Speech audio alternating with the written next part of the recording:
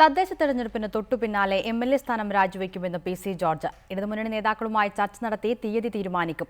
മാണി ഗ്രൂപ്പിലെ അസംതൃപ്തരായ നേതാക്കൾ പാർട്ടി വിടാൻ ഒരുങ്ങുകയാണ് എന്നും ജോർജ് റിപ്പോർട്ടറോട് പറഞ്ഞു.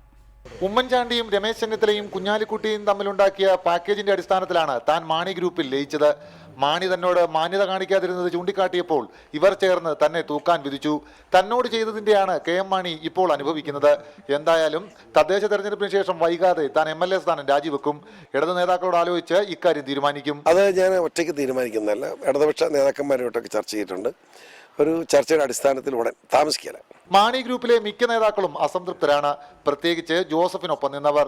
തന്നോടൊപ്പം നിന്നവരെ ജോസഫ് അവഗണിക്കുകയാണ്. വിശ്വസിച്ചത് ജനങ്ങൾക്ക് വല്ലതും ഉണ്ടോ? അവരെ സംബന്ധിച്ചിടത്തോളം കേരള കോൺഗ്രസ് പറഞ്ഞ് പോകാൻ പോലും കഴിയാത്ത സാഹചര്യമാണ്. പഞ്ചായത്തിൽ ത്രിതല പഞ്ചായത്ത് തെരഞ്ഞെടുപ്പ് പോലും മാണി ജോസഫിന്റെ ആൾക്ക് സീറ്റ് കൊടുക്കാതിരിക്കാൻ നോക്കി. വളരെ കുറച്ച് സീറ്റുകളാണ് ജോസഫിന് കൊടുത്തിട്ടുള്ളത്. തുടരന്വേഷണത്തിൽ കെ.എം. മാണി മാത്രമാവില്ല കുടുങ്ങുക. എനിക്ക് ഒരു സംശയമില്ല. മാണി മാത്രമല്ല, മാണിയുടെ ഭാര്യ, മാണിയുടെ മകൻ, മാണിയുടെ ബന്ധുക്കൾ, മാണിയുടെ ഏറ്റവും അടുത്ത പാർട്ടി നേതാക്കൾ, ഇവനെല്ലാം അകത്ത് വരും. ഒരു സംശയമില്ല.